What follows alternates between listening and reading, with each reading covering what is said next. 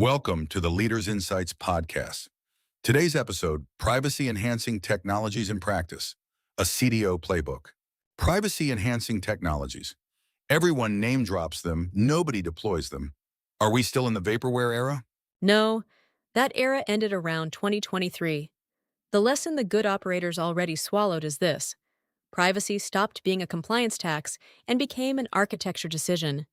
If you treat it as theoretical in 2026, you're the one carrying legal exposure your competitors already engineered away. That sounds like a slide from a vendor deck. Give me something real. Fine. Differential privacy. That's adding calibrated mathematical noise, so no single person can be reverse engineered out of a dataset. Has been in the US Census since 2020. That's not a lab. That's 330 million people. Apple's used it in iOS for years to collect typing patterns without knowing yours specifically. These aren't pilots, they're production at planetary scale.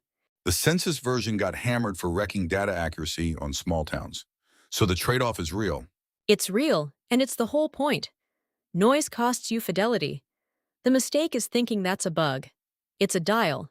You decide how much privacy budget, literally the amount of noise you're willing to spend, you allocate per query. Small towns needed more careful tuning. The census learned it the hard way. You get to learn it from their scar tissue instead. So where does a CDO actually start? Because buy a pet isn't a plan. You start by not buying anything. You map where you share data and lose sleep. Most breaches and most fines come from data leaving your walls, vendors, partners, cross-border transfers. So sequence it. Start with the sharing problem, not the analytics problem. Concretely, Concretely, two banks want to spot the same fraud ring without showing each other their customer lists. The old way, you hand a file to a third party and pray. The modern way is secure multi-party computation.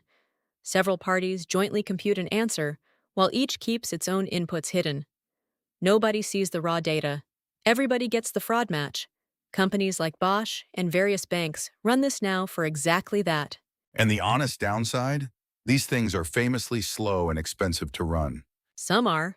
Fully homomorphic encryption, computing directly on encrypted data without ever decrypting it, was thousands of times slower than normal a decade ago. It's still slower, but the gap has closed enough that IBM and Zama ship usable toolkits. My rule? Don't reach for the heavy cryptography when a lighter tool does the job. 90% of the time, you need synthetic data or masking, not a cryptographic cathedral. Define synthetic data because that phrase gets abused. Fake records that keep the statistical shape of the real ones. Your data scientists build models on the fake set. The real people never appear.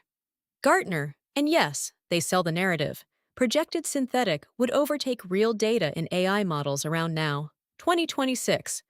I think that's optimistic, but the direction's right for testing and development environments where you don't need real humans at all. If it's this mature, why do most companies still do nothing?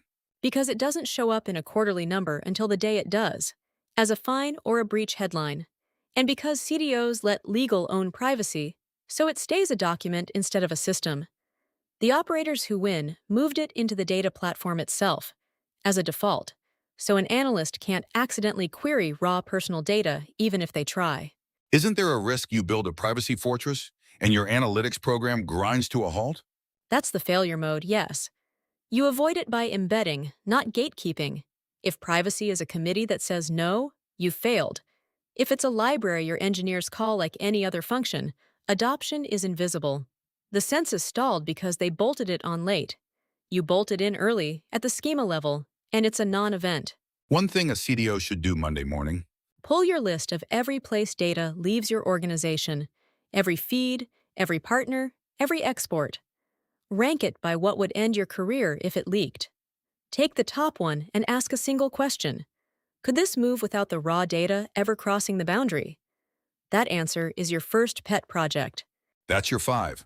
The full CDO track, structured, no fluff, is at mba-training.com.